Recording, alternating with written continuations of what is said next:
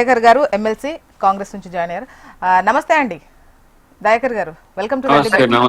నమస్తే ఇద్దరు చెప్పండి, పెద్దలకు కూడా నిన్న సిట్ నమస్కారం. విచారణకు సంబంధించే ముఖ్యంగా ఈ విరాళాలకు సంబంధించి ఎలక్టోరల్ బాండ్ కు సంబంధించే క్వశ్చన్ చేసినట్టుగా తెలుస్తోంది. అయితే ఇవే విరాళాలు ఇవే బాండ్స్ కు సంబంధించి అంటే ఇవే కంపెనీస్ ఇటు కాంగ్రెస్ అండ్ బీజేపీకి కూడా ఇచ్చాయి, అంటే వాళ్ళు కూడా ఫోన్ ట్యాప్ చేసినట్టేనా అన్నటువంటిది కొన్ని అంటే నేను ఆల్రెడీ మాట్లాడినప్పుడే చెప్పినట్టున్నారు. సో చెప్పండి మీ ఒపీనియన్. ఇప్పటిదాకా ఈవెన్ కాదు, ఊ, ప్రకాష్ రెడ్డి గారు 2 వర్షాలు చెప్పేసి మనం చెప్పడానికి కూడా ఏం లేదు. మొత్తం వైపు ఇటువైపు చెప్పిండు, కాంగ్రెస్ ఎందుకు చేస్తుందో చెప్పిండు, టిఆర్ఎస్ ఏందో చెప్పిండు. ఇంకే మనం చర్చించడానికి కూడా లేకుండా మరి అన్నగారు మాకు కష్టం లేకుండా చేసినందుకు కృతజ్ఞత. కానీ ఒకటి వాస్తవం ఏంటంటే, ఇప్పుడు ఫోన్ ట్యాపింగ్ అనేది ఎంత స్థాయి వాళ్ళు చేయొచ్చు, ఎట్లా చేయొచ్చు అనే దానికి ఇక మనం గత కొన్ని రోజులుగా అది వెబ్ సిరీస్ దాటి డైలీ సీరియల్ దాటి ఇవన్నీ పోయినప్పుడు కూడా వీళ్ళు డైలీ క్రిమినల్ వాటి కొరకు వాడుకున్నారు. అది ఎవరు వాడుకున్నారు అని తెలియాలి. ఇప్పుడు మనకు వెనకటి సినిమాలలో చివరికి వీళ్ళను కుర్చీ ఇట్లా అని అనగానే బ్లాక్ ఏరియా నుంచి వైట్ వచ్చి ఈయనే వీళ్ళని అని తెలిసినట్టు మరి ఎవరు చేసింది అనేది ఇప్పుడు తెలియాలి. వీళ్ళు ఎవిడెన్స్ గా పోతున్నారు. అందుకనే నేను పదే పదే అంటున్నా, మీరు బాధితులా బాధ్యులా? హరీష్ రావు కూడా బాధితుడా బాధ్యుడా అంటే ఆయన ఒకసారి నాకు ఫోన్ చేయకరు మీరు అంత అని చెప్పినట్టుగా కూడా మనకు రికార్డు ఉంది, ఆన్ రికార్డు ఉంది. ఈటెల రాజేందర్ది కూడా ఉన్నది అప్పుడు ఆయన టిఆర్ఎస్ లో ఉన్నప్పుడు. కానీ ఇప్పుడు ఇది ఎవరు చేస్తుండనేది తెలియకుండా ఉంటే, ఇప్పుడు మేము కూడా రేపు అంతా చేసినాం అనుకోండి, బీజేపీ బీఆర్ఎస్ మొత్తం తీగలాగి మొత్తం ఎవరేం మాట్లాడుతున్నారని తీసి మా దగ్గర పెట్టుకున్నాం అనుకోండి, మనం వెనకటికి పాతాళ భైరవిలో అంజనం ఉంటది ఒకటి అద్దం, దాంట్లో తోటరాముడు ఎటు పోతుంటే అటు తెలిసినట్టుగా ఇట్లాంటి హక్కు ఇప్పుడు లేదు. అది పురాతన కాలంలో ఉన్నదేమో కానీ ఇప్పుడు లేదు. ఎందుకంటే రాజ్యాంగబద్ధంగా వ్యక్తి స్వేచ్ఛ అనేది నిర్వచించబడ్డది. వ్యక్తి యొక్క ప్రైవేట్ జీవితంలోకి పోవడం, ఇప్పుడు ఆధార్ కార్డు లాంటివి లేకపోతే వివరాలు ఇస్తేనే ఇతరత్ర చర్చలు వస్తున్నాయి. ఇప్పుడు అలాంటప్పుడు ఒక వ్యక్తుల యొక్క ప్రైవేట్ జీవితాల్లో ప్రవేశించి వాళ్ళు ఏం చేస్తుండ్రు, ఒక రాజకీయ నాయకుడు ఏం చేస్తుండ్రు, లేకపోతే ఒక సినిమా యాక్టర్ ఏం చేస్తుంది, లేకపోతే ఇంకో ఇది బలహీనతలు తెలుసుకొని లొంగ తీసుకోవడానికి ఉపయోగపడే వ్యవస్థను తయారు చేసినట్టుగా ప్రభాకర్ రావు చెప్పిండు. ప్రభాకర్ రావు ఒక మాజీ ఇంటెలిజెన్స్ ఐజీ. ఇప్పుడు మనము ప్రభుత్వం ఏర్పాటు చేసింది ఐటీఏ లేదంటే ట్రాయ్ నిబంధనలకు అనుకూలంగా మనం తయారు చేసుకొని పెట్టుకున్నాం. ఎవరికి చేయాలి అంటే ఇగో గిట్లాంటి వాళ్ళని మనం ఇప్పుడు అట్లని చెప్పి గూఢచార్యంలో విదేశీ శక్తులు లేకపోతే వాడో వీడో వచ్చి మన మీద దాడి చేస్తే అనుకుంటే మేము ఫోన్ ట్యాపింగ్ చేయకుండా ఉండము అని అన్న దానికి మనం కొన్ని పరిమితులు పెట్టుకొని ఉన్నాం. ఏమని, ఇగో పలానోడు గీ కారణాలతో మన మీదకి వస్తే వాళ్ళ మీద మనం డెఫినెట్ గా వాని ఫోన్ కాదు, మొత్తం ఫేస్ టైం కాదు, వాని ప్రైవేట్ ఏది ఉండకుండా మొత్తం నిఘా, తర్వాత వాని వివరాలన్నీ తీసుకోవడానికి మనం ఫోన్ ట్యాపింగ్ చేస్తాం. దానికి కేంద్ర ప్రభుత్వ మనం పర్మిషన్ తీసుకోవాలి. ఊరికనే సర్వీస్ ప్రొవైడర్ కూడా కాదు. ఫర్ ఎగ్జాంపుల్ మహేష్ కుమార్ గౌడ్ గారిది చేసింటున్నారు.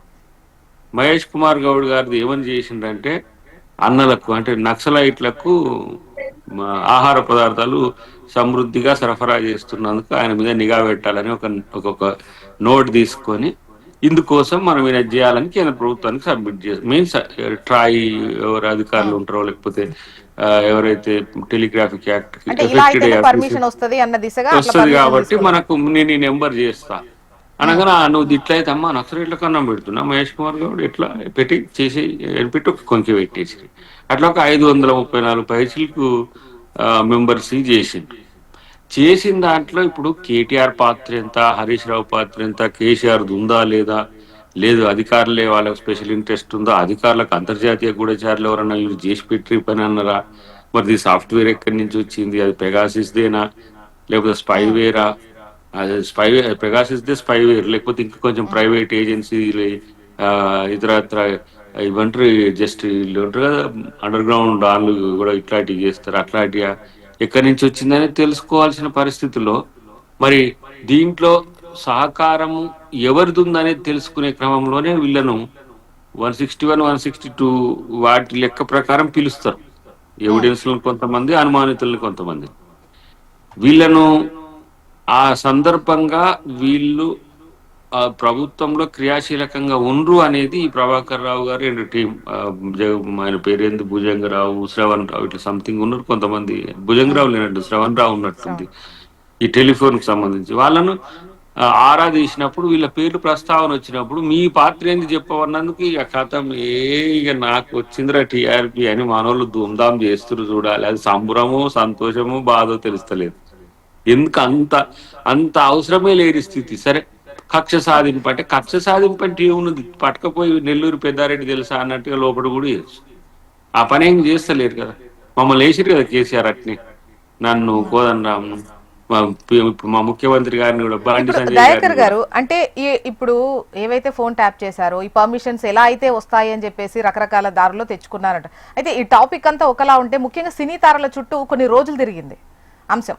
సో దీనికి సంబంధించి కూడా అసలు ఎందుకు ఈ లీక్స్ ఇచ్చారు, మరి వీటికి సంబంధించి ఆధారాలు లేనప్పుడు ఎందుకు లీక్స్ ఇచ్చారు, మరి దీనిని బయట చెప్పుకోవచ్చా? సో ఇవి ఇటువంటి ఈ వేలో ఇన్వెస్టిగేషన్ ఇప్పుడు కాదు, అవి ఈ ఆధారాలు కావు, జరగలేదు. చెప్పుకోవచ్చు అంటే ఈవెన్ స్పెషల్ ఇన్వెస్టిగేషన్ టీం అధికారులు కూడా చెప్పుకోవచ్చు బయట, ఇది దీస్ కైండ్ ఆఫ్ అంటే విచారణ కాదు, ఆ ఆధారాలు మా దగ్గర లేవు అని చెప్పొచ్చు అని చెప్పేసి ఏదో అన్నారు అంటున్నారు. అదంతా ఉత్తముచ్చట. సిట్ మీకు ఇప్పుడు ఎందుకు ఇది ఒక ప్రముఖ పత్రికలోనే వేశారు, అది నేను ఒకసారి చదవనా? ఏ పత్రిక అది ఒక్కసారి చెప్తే. ఈనాడు మీ- ఈనాడు ఏమని ఏమనేసి ఈనాడా ఒక్కసారి నేను చదువుతాను. విచారణ క్రమంలోనే సినీ తారలతో తనకు సంబంధం ఉందంటూ అవాస్తవ లీకులు ఎందుకంటూ ఇచ్చారని సిట్ను కేటీఆర్ అడిగినట్లు తెలిసింది. అలా దుష్ప్రచారం జరిగినందుకు కొంతకాలం పాటు తాను తీవ్ర మనస్తాపానికి గురయ్యారని చెప్పినట్టు సమాచారం. అయితే అలాంటి లీకులేమీ తాను ఇవ్వలేదని, అందుకు సంబంధించినట్టు ఆధారాలేమీ తమకు లభించలేదని సిట్ అధికారులు చెప్పినట్లు సమాచారం. ఇదే విషయాన్ని తాను బయట చెప్పొచ్చా అని కేటీఆర్ అడిగితే తమకు ఎలాంటి అభ్యంతరం లేదని అధికారులు అన్నట్టు తెలిసింది. అర్థమైందమ్మా, నువ్వు వార్తను ఈనాడుగా చెప్పినట్టు చెప్పావు, కేటీఆర్ చెప్పిండి అది. ఆహా అంటే అన్నాడు అని చెప్పేసి ఈనాడు రాసింది అని చెప్తున్నాను. కేటీఆర్ ఆయన ఫేస్ సేవింగ్ కొరకు చెప్పింది అది. సిట్ ఎందుకు చెప్పింది, సిట్ చెప్పిందా మీకేమన్నా? కేటీఆర్ ముద్దా ఇప్పుడు ఒక ఆయన ఒక నేరారోపణ చేయబడ్డ వ్యక్తి బయటకు వచ్చేసి చెప్పిన దాన్ని మనం నమ్మాలి. అది సిట్ చెప్తే ఓకే. అసలు ఎవరెవరికి ఉన్నారు అనేది వివరాలు బయటికి రాలే. కాబట్టి ఇవన్నీ కూడా పొలిటికల్ ఒక పొలిటికల్ డ్రామాస్. రెండు కథనాలు ఇచ్చారు అంటే కేటీఆర్ సిట్ అంటే విచారణ తర్వాత మాట్లాడింది ఒక టైప్ ఆఫ్ కథనము, సిట్ విచారణకు సంబంధించి ఇక్కడ బ్యానర్ ఐటమ్ ఉంది కదా, విరాళాలు ఇచ్చిన వాళ్ళ పేర్లు నిఘా జాబితాలో ఎందుకు ఒక అధికారి కాదు, ఒక అధికారి ఈ విషయం మనతో లీకులే కదా, వాళ్ళు కూడా నమ్మట్లేరు కదా లీకులు, మనం కూడా నమ్మొద్దు కదా. కాబట్టి లీక్ అనేది పక్కన పెట్టి పత్రికలు వాటి క్రెడిబిలిటీ అనేది సెకండరీ. ఫస్ట్ సిట్ అధికారులు ఏమన్నా మీకు చెప్పిండ్రు, ఎక్కడన్నా రివీల్ చేస్తుండ్రా వాళ్ళు? కొన్ని సందర్భాల్లో ఇట్లాంటి అంశాలు బయటకు వచ్చినప్పుడు వాటిని అట్లా మిస్ ప్లేస్ చేయకండి అని చెప్పి ఎవరు చెప్తుండ్రు? సజ్జనార్ గారు రిలీజ్ చేస్తుండ్రు, ఏది మేము ఎవరికి చెప్పట్లేదు అనే విషయం. కాబట్టి దీంట్లో ఎంత స్థాయి వాళ్ళు ఉన్నారు అనేది విషయం కూడా ఎవరికి చెప్పరు. ఎందుకు చెప్పరు అని అంటే, అది మొన్న నర్సారెడ్డి గారి విషయంలో మీకు అర్థమైందిగా, సుప్రీంకోర్టు తన చైర్మన్ గానే తొలగించింది. కాబట్టి సిట్ లో అంశాలన్నీ గోప్యంగా ఉంచబడతాయి.